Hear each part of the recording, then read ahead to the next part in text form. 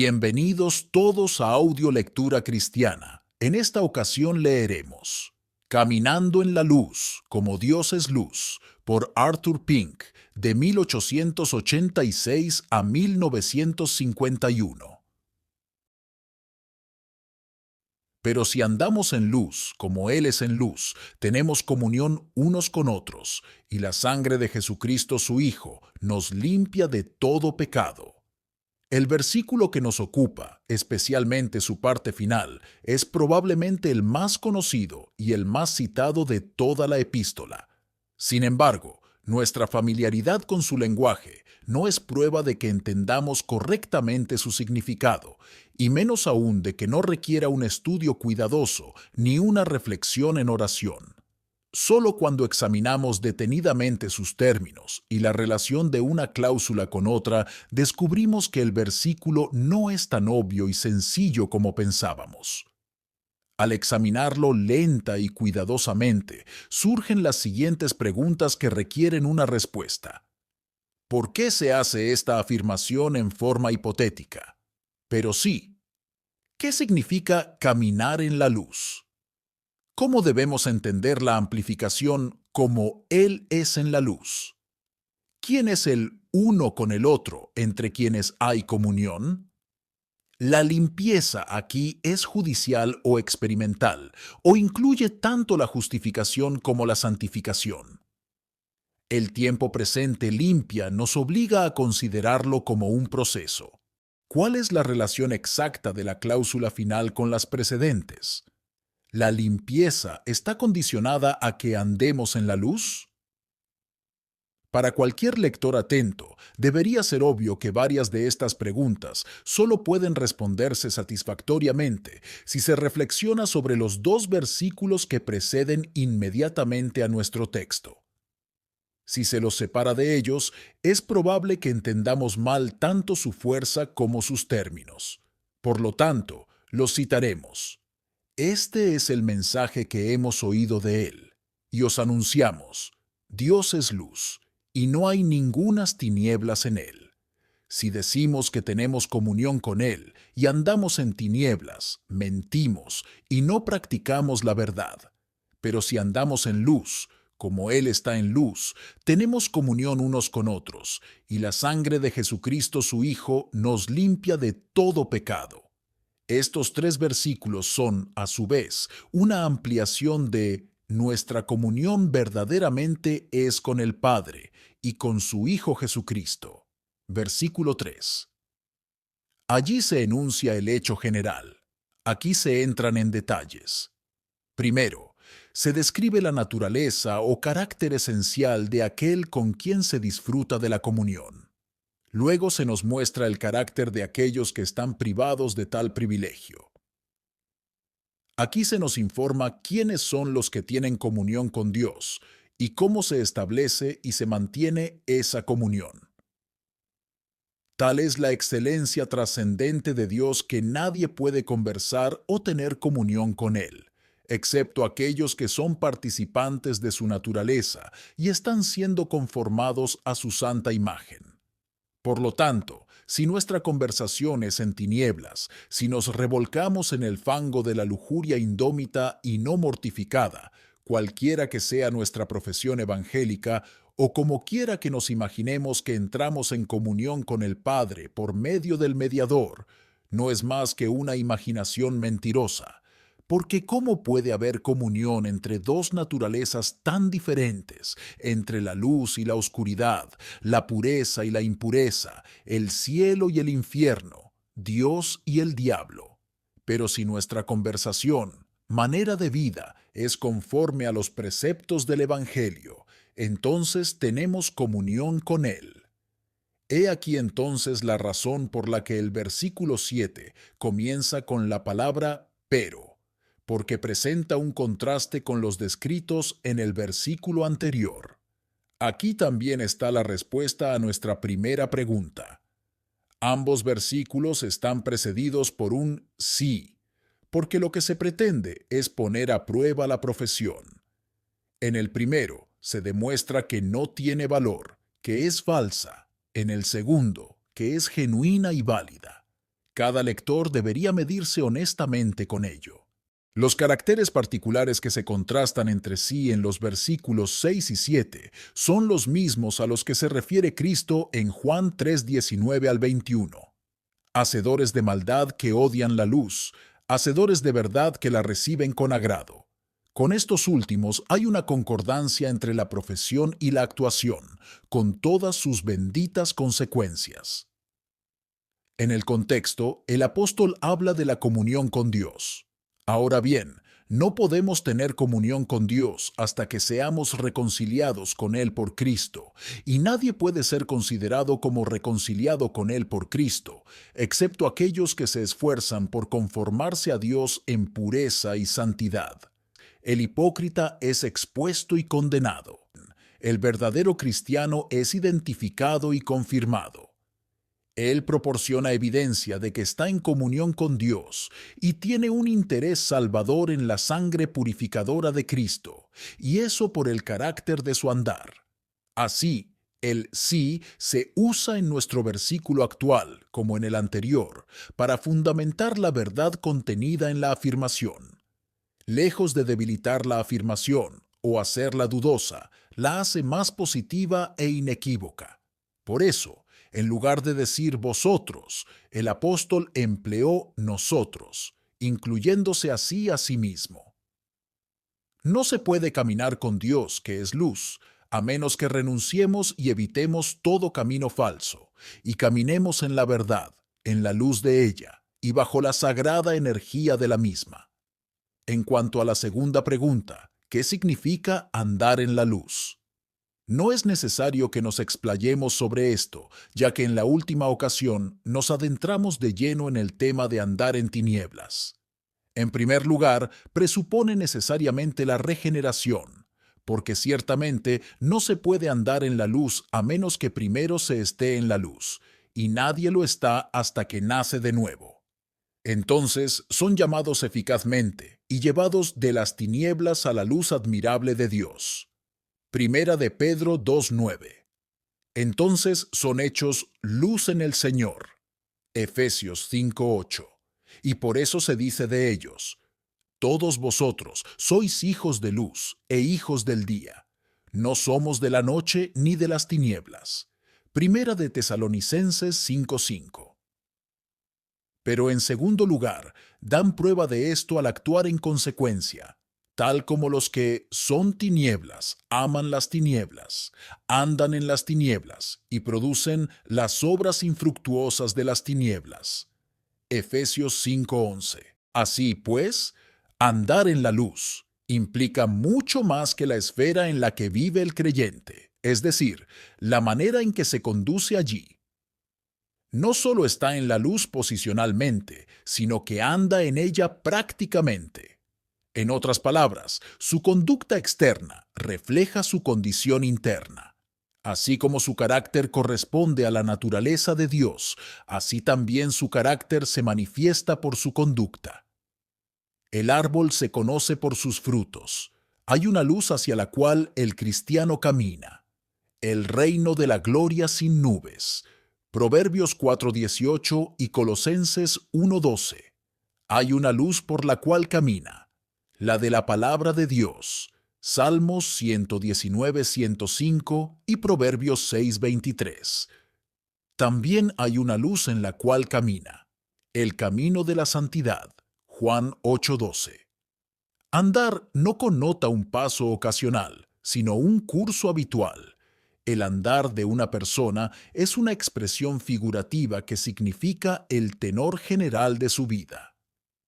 Bienaventurado el varón que no anduvo en consejo de malos. Salmos 1:1, cuyos caminos y obras no están regulados por políticas carnales e intereses personales. Porque por fe andamos, no por vista. Segunda de Corintios 5:7. Con nuestros corazones comprometidos con la perfección de un Dios invisible y nuestras voluntades sujetas a la suya. Porque somos hechura suya, creados en Cristo Jesús para buenas obras, las cuales Dios preparó de antemano para que anduviésemos en ellas. Efesios 2:10. Además, Andar en la luz significa vivir separados del mundo, con nuestros afectos puestos en las cosas de arriba, depositando allí nuestro tesoro. La oscuridad es el principio que mueve y gobierna al mundo, porque se opone inveteradamente al Padre. Primera de Juan 2:16. Y el que quiere ser amigo del mundo es enemigo de Dios. Santiago 4:4. Así pues, es claro que la comunión con Dios aleja a sus súbditos del mundo. El cristiano pertenece a otra esfera y lo manifiesta por su conducta. Debemos tener cuidado de no restringir la idea de andar en la luz a nuestras acciones externas. Dios siempre mira primero el corazón y desea la verdad en lo íntimo. Salmo 50 y 1:6. Él no tolerará la deshonestidad y no se dejará engañar por ninguna especie de engaño. El santo no permite ni insinceridad ni ocultamiento de aquellos con quienes se comunica. Dos no pueden andar juntos a menos que estén de acuerdo, y hay una falta radical de acuerdo si desconfiamos de Dios o le ocultamos algo. La luz es clara y transparente, y andar en ella significa que somos abiertos y francos con Él. Debe haber una franqueza completa en todos nuestros tratos con Dios. Si hago la vista gorda ante algo sospechoso en mí mismo, o me acobardo de encontrarme con un hermano o un semejante, porque tengo la incómoda sensación de que tiene una causa justa para quejarse de mí, entonces estoy buscando refugio de la oscuridad.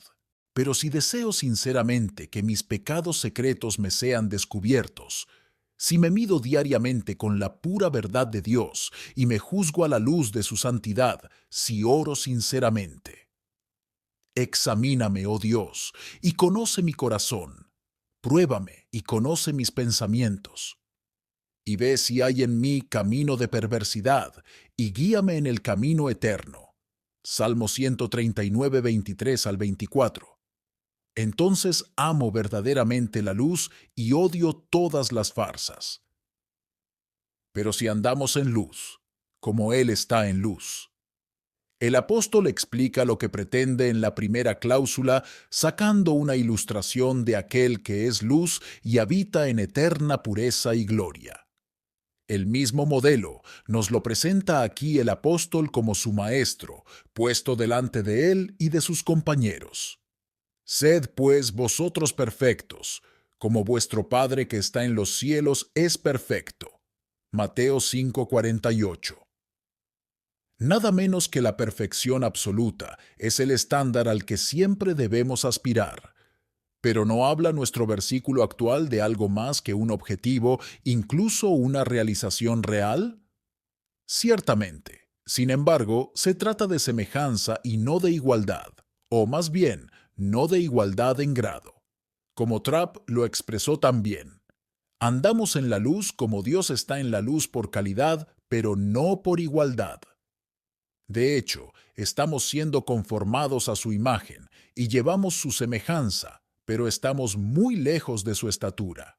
Como señaló Spurgeon, puedo caminar a la luz del sol, aunque no puedo morar en él, y puedo caminar en la luz como Dios está en la luz, aunque no puedo alcanzar la misma medida de excelencia, pureza y verdad en la que reside el Señor mismo. Tenemos comunión unos con otros. Al escritor le parece muy extraño que cualquier cristiano tenga dificultad con estas palabras. En vista de las que preceden, seguramente su significado es claro. Si andamos en la luz como Dios está en la luz, se deduce como un hecho cierto que tenemos comunión con Él y Él con nosotros. Somos uno con Él en naturaleza, en amor a la verdad, en deleitarnos en la santidad. Aquellos que nacen de Dios son tan verdaderamente atraídos hacia Él como el bebé lo es hacia su madre. Si andamos con Dios, entonces su secreto está con nosotros. Salmo 25:14. Y nuestro secreto está con Él. Él nos abre su corazón y nosotros le abrimos el nuestro. Él cena con nosotros y nosotros con Él. Apocalipsis 3:20. Sin embargo, nuestra comunión con Dios no es perfecta ni constante en esta vida. como tampoco lo es nuestro andar. Un andar piadoso nos capacita para Dios y evidencia que estamos en comunión con Él. El versículo anterior, donde se afirma lo contrario, elimina toda incertidumbre. Si decimos que tenemos comunión con Él y andamos en tinieblas, mentimos. Pero si andamos en luz, como Él es en luz, tenemos comunión unos con otros. Y la sangre de Jesucristo su Hijo, es decir, el Hijo de aquel con quien tenemos comunión, nos limpia de todo pecado. La limpieza del pecado es un término sacrificial, que se puede entender mejor a la luz de los tipos del Antiguo Testamento, particularmente el de Levítico 16:30. Porque en este día se hará expiación por vosotros, para limpiaros. Seréis limpios delante de Jehová de todos vuestros pecados. Esa limpieza se efectuaba por el derramamiento de sangre. No era en modo alguno subjetiva, ni algo obrado dentro de ellos, sino en cambio una obra hecha por ellos. No se trataba de purificar sus corazones, sino de anular su culpa y quitar judicialmente sus pecados de la presencia de Jehová. La sangre de la expiación no solo propiciaba a Dios, sino que purificaba al pueblo, lo liberaba de la ira de Dios, lo hacía digno de adorarlo. Nuevamente, en Números 35:31 al 33, leemos que la tierra de Israel fue purificada por la aplicación de la pena de la ley y la expiación de la culpa. La tierra representa al pueblo que residía allí. Cuando se cumplieron las exigencias de la justicia y la santidad divinas, no se les imputó ni se les cargó el pecado. Aunque las bendiciones de la justificación y la santificación siempre se acompañan entre sí, no deben confundirse, sino considerarse por separado. La justificación tiene que ver enteramente con el aspecto legal de nuestra salvación. Consiste en la absolución de nuestros pecados y en ser declarados justos por Dios debido a la perfecta obediencia de Cristo que se le atribuye al creyente. La santificación tiene que ver más con el aspecto experiencial y práctico, el prepararnos o hacernos aptos para la presencia de Dios. Y donde eso está en vista, se mencionan las operaciones del Espíritu y el agua de la palabra. Eso también es igualmente un fruto de la obra redentora de Cristo, que obtuvo para su pueblo el don del Espíritu. Pero lo que tenemos aquí en nuestro texto es solo judicial. Primero, porque como un hecho ningún creyente es limpiado de todo pecado en esta vida de ninguna otra manera. Segundo, porque la limpieza es por sangre, y eso siempre respeta el lado objetivo de las cosas. Véase Romanos 5:9, Efesios 1:7 y Apocalipsis 1:5. Habiendo efectuado la purificación de nuestros pecados por medio de sí mismo. Hebreos 1:3. Es la sangre la que nos da derecho a entrar en el lugar santísimo. Hebreos 10:19. Santificados por la sangre aparece solamente en Hebreos 10:10, en su sentido sacrificial, de apartarnos delante de Dios en toda la aceptabilidad de la oblación perfecta de Cristo. Si la purificación es judicial, relacionada con nuestra justificación, ¿por qué se habla de ella en tiempo presente? En primer lugar, hay que exponer la eficacia eterna de la sangre de Cristo, que puede considerarse distintamente como derramada, como suplicada y como aplicada o rociada. Primera de Pedro 1:12. Como bien lo expresó Charnock, la sangre de Cristo limpia, no ha limpiado ni limpiará. Esto denota un acto continuo. Hay una súplica perpetua de ella por nosotros, un fluir continuo de ella hacia nosotros. Es una fuente abierta para el pecado. Zacarías 13:1. Hay una corriente perpetua de virtud de esta sangre, como la hay de corrupción de nuestra naturaleza. Fue derramada solo una vez, pero se aplica a menudo, y su virtud es tan duradera como la persona cuya sangre es. no entramos inmediatamente en todo el bien de la redención de Cristo en la hora de la conversión. Romanos 8:23. Así como hay bendiciones procuradas para nosotros por Cristo que nos esperan en el futuro, también hay otras que recibimos gradualmente en esta vida. Nuestra limpieza es una de ellas. El pecado siempre contamina, no importa quién lo cometa. Algunos dicen, aunque Dios ve el pecado en sus hijos, ya no lo ve en ellos, pero sí lo ve y los trata como corresponde. Ya no lo imputa a su condenación eterna, sino que lo hace notar como castigo temporal. Salmo 89:30. En segundo lugar, nuestra purificación, incluso judicial, es de hecho continua. Algunos niegan esto, con el argumento de que deshonra el sacrificio de Cristo, reduciéndolo a los ofrecidos bajo la ley, que producían solo una remisión temporal. Pero tal objeción es inútil. Es cierto que en la conversión todas nuestras iniquidades anteriores son borradas, pero hablar de que Dios nos perdona nuestros pecados futuros antes de que se cometan no tiene sentido.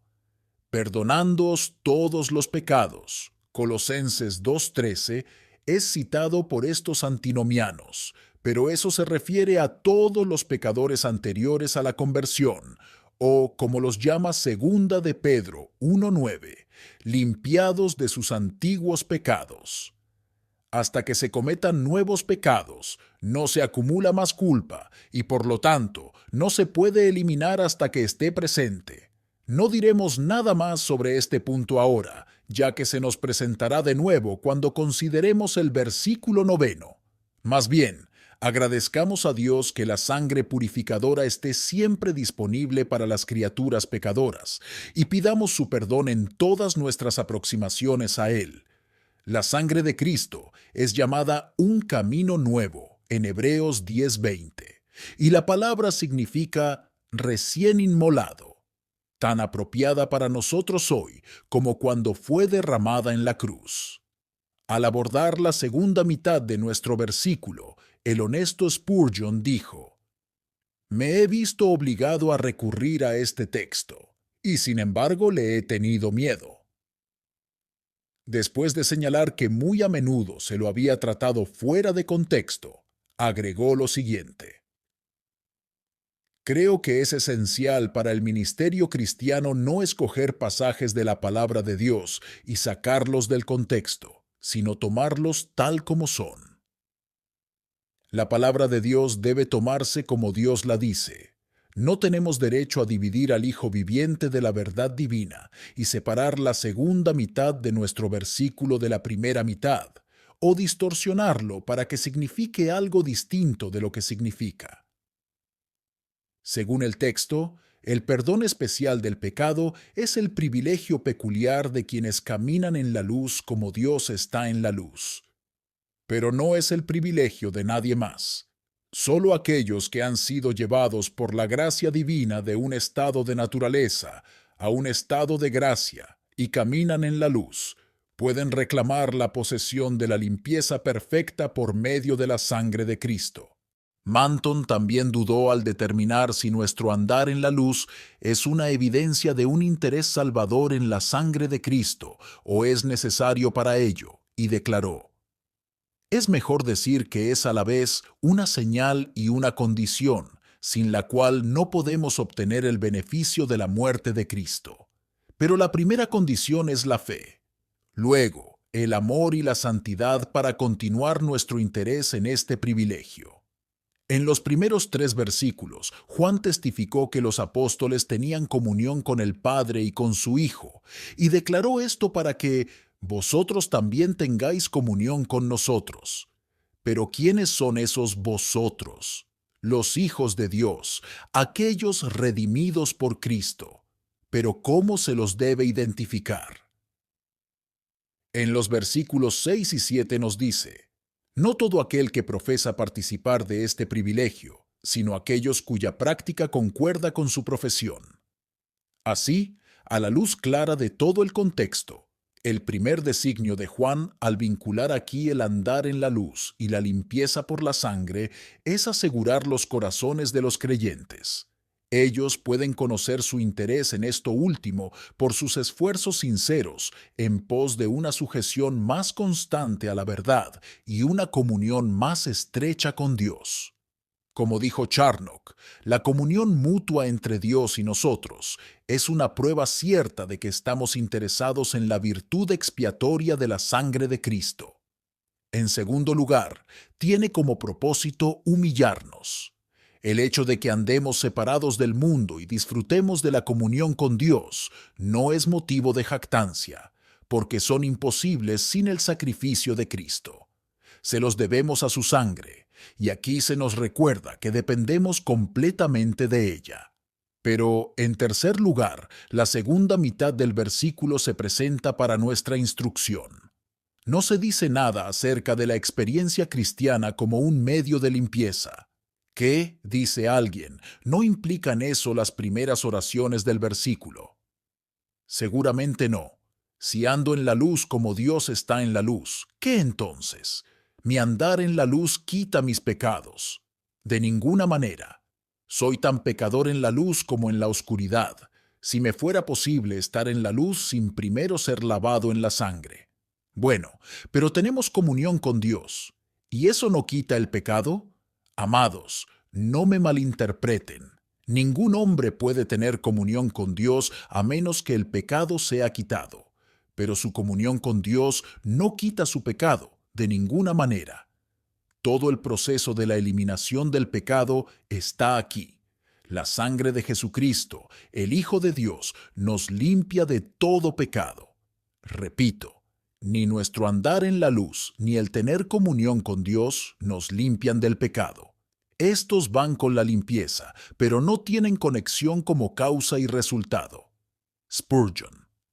En cuarto lugar, las palabras finales de nuestro texto están destinadas a consolar al cristiano. Cuanto más camina en la luz, más se revelan y exponen las cosas ocultas de las tinieblas, la corrupción de su corazón.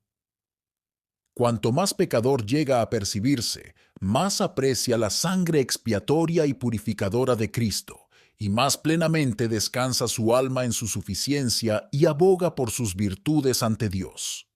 Asimismo, cuanto más se le admite en la comunión con Dios, más consciente se vuelve de aquellas cosas en su corazón y vida que no están en armonía con ella, y le ruega por amor de Cristo que le permita mortificarlas y desecharlas. Y cuando se da cuenta dolorosamente de que la conducta pecaminosa ha roto su comunión, se lamenta por ello, lo reconoce ante Dios y se dirige de nuevo a esa fuente que se ha abierto para el pecado y la inmundicia, para que la causa que lo impide sea eliminada y la comunión restaurada. Cuanto más avanza un cristiano en el camino de la santidad, más vil se vuelve a sus propios ojos y más profundo es su aprecio por el sacrificio de Cristo. Nuestro versículo actual enfatiza la enormidad del pecado. Tan sumamente pecaminoso es que la sangre del Hijo de Dios debe ser derramada para eliminarlo. Nos enseña los efectos contaminantes del pecado. Nos contamina y nos vuelve inmundos. Por lo tanto, nunca pensemos en ello a la ligera, porque nada sino la sangre de Cristo puede quitar sus horribles manchas. Aquí también contemplamos la suficiencia de la expiación de Cristo. Ha hecho satisfacción a Dios, tanto por nuestros pecados originales como personales. Ningún pecado que un cristiano cometa jamás es demasiado negro o carmesí para que no pueda ser borrado. La preciosa sangre de Cristo es de virtud duradera y eficacia perpetua, siempre disponible para el creyente contaminado. Pero la fe debe aferrarse a ella y debe haber un regreso a caminar en la luz para ser purificados de una mala conciencia. Andemos en la luz porque estamos limpios de nuestro pecado, pero también somos limpiados de nuestro pecado porque caminamos en la luz. Nuestro título para un sermón sobre el versículo 7 sería Andando en la luz, lavados por la sangre. 1. Un contraste claro con el versículo 6, señalado por el pero. 2. Una actuación espiritual. Andar en la luz. 3. Un privilegio bendito. La comunión mutua entre Dios y nosotros. Y 4. Una provisión misericordiosa para los fracasos. La sangre purificadora. Amén. Muchas gracias por escuchar Audio Lectura Cristiana. Que el Señor les bendiga, amados hermanos. Hasta la próxima.